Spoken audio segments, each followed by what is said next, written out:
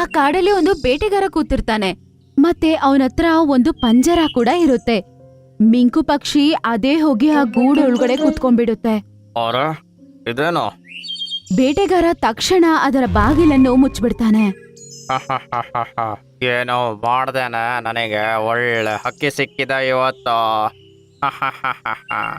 ಇದು ತಪ್ಪು, ನಾನೇ ಏನಾದ್ರೂ ಮಾಡ್ಬೇಕು.